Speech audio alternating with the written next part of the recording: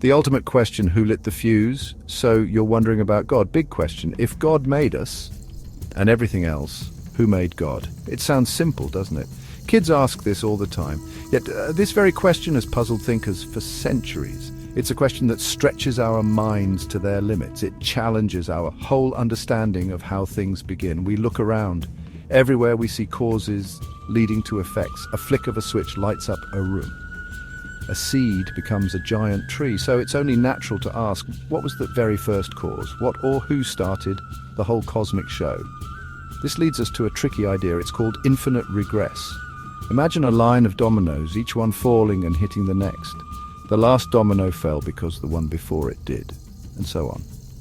But what knocked over the very first domino in that endless chain? If we say God created the universe, then what created God? And then what created the creator of God? You see the pattern. It's like turtles all the way down, as the old story goes. This chain of who made whom could seemingly go on forever. This endless questioning can make your head spin. It makes us wonder if we're even asking the right kind of question. Why does this question grab us so powerfully? It's human nature. We are curious creatures. We are born explorers of our reality. We constantly search for explanations, for origins, for the why. The idea of something just without a cause can feel odd. It can feel like an incomplete story, a puzzle with a missing piece. Our brains are wired to seek out patterns and sources. So when we contemplate the biggest source of all, God, the universe, this question of who created the creator bubbles up. It's a fundamental human urge to understand where it all comes from. It pushes us to the very edge of what we think we know. This essay won't hand you a neat, tidy answer on a silver platter. Frankly, such an answer might not even exist for this kind of question. Or the question itself might be built on assumptions that need a closer look. Instead, we're going on an expedition, a journey of thought. We'll explore how different people have tackled this cosmic conundrum. We'll peek into the minds of philosophers. We'll see what science can offer. We'll consider what ancient wisdom and diverse faiths have to say. So buckle up, let's dive into this fascinating exploration together. Prepare to have your perspective expanded. Cosmic detectives, philosophers on the case. Philosophers, they love these kinds of questions. They really do. They've been wrestling with who created God for thousands of years. Their laboratory is the mind. Their tools are logic and reason. They don't use telescopes or microscopes in the traditional sense. Instead, they dissect ideas. They build complex arguments. They try to understand the very fabric of existence itself. For some philosophers, the idea of a created God is a contradiction. They suggest that God, if God exists, must be different. A different kind of being, one that doesn't need a maker. They have some intriguing ways of thinking about this. One big idea is the uncaused cause, or sometimes the prime mover. Think about it like this. That chain of dominoes we talked about. If it can't go back forever, there must be a true starting point, something that started all the motion but wasn't itself put into motion. This first cause, this ultimate initiator, is what some call God. It's the entity that triggered everything else.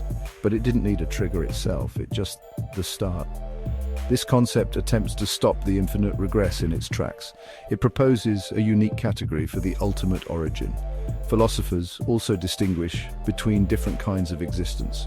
They talk about contingent beings and necessary beings. Sounds fancy, right? But it's simple. We are contingent. Our existence depends on other things. Our parents, the air we breathe, the food we eat, take those away and we're gone. A necessary being, however, is different. It exists by its own nature. It doesn't depend on anything else for its existence. It exists. If you think of God as a necessary being, then the question, who created God, misses the mark. Such a being wouldn't need a creator. It is by definition uncreated. It's the bedrock of reality, the reason anything else exists at all. Of course, like any good cosmic detective story, there are counter-arguments. Not everyone is convinced by these philosophical ideas. Some ask good questions. Why must there be only uncaused cause? Could there be many? Or more fundamentally, why assume such an uncaused necessary being exists at all? These are not simple objections to brush aside. Philosophy thrives on such debate. It provides us with frameworks to think deeply, but definitive, universally agreed upon answers are rare in these realms. The discussion continues, sharpening our understanding of cause, being, and beginnings. It forces us to examine the very foundations of our logical inquiries.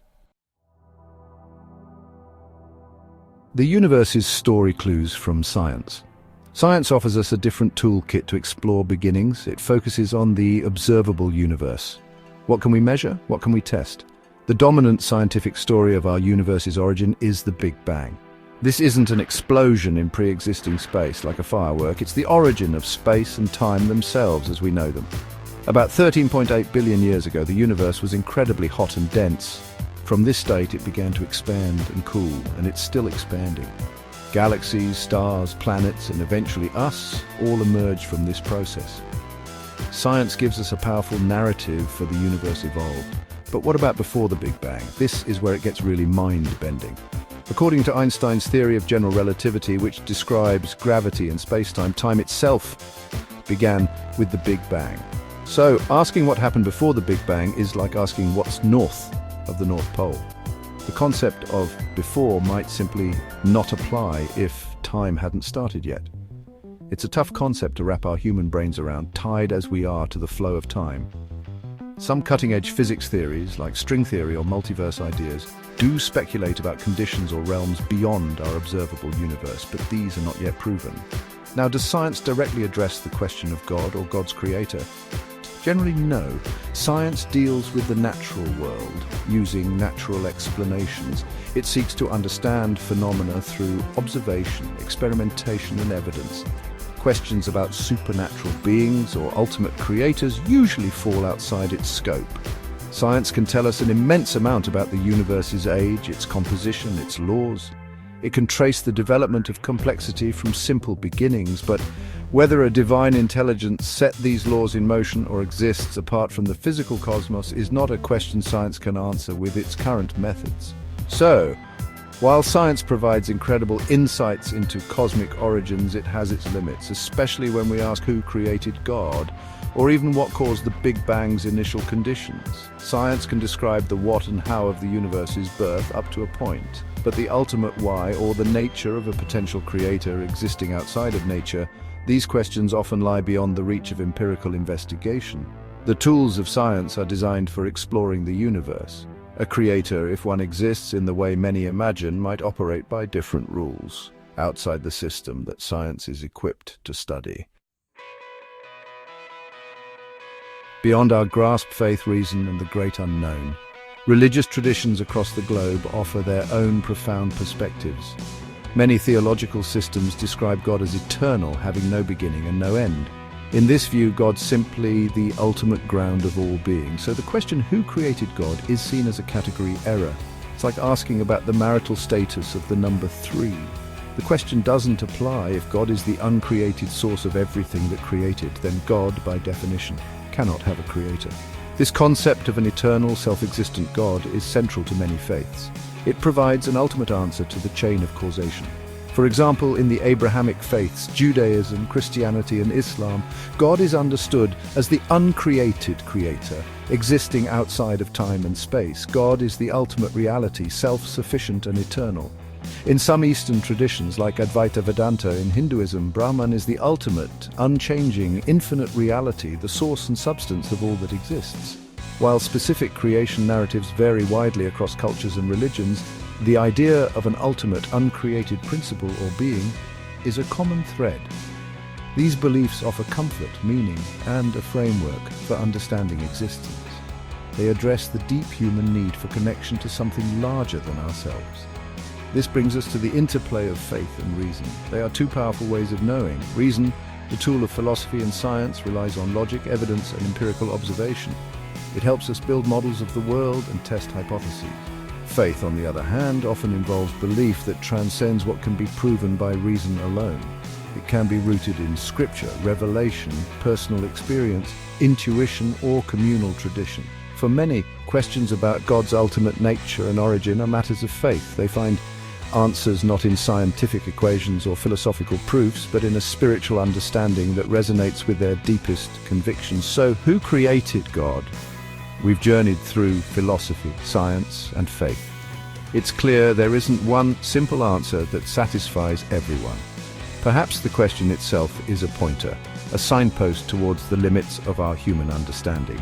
It pushes us to confront the profound mystery at the heart of existence. Maybe the true value lies not in finding a definitive answer, but in the act of questioning, of wondering, of exploring the vast cosmos of thought. It encourages humility and awe. It invites continuous learning. Ultimately, how you approach this ancient riddle is a personal voyage. What do you think is the most meaningful way to ponder this ultimate question?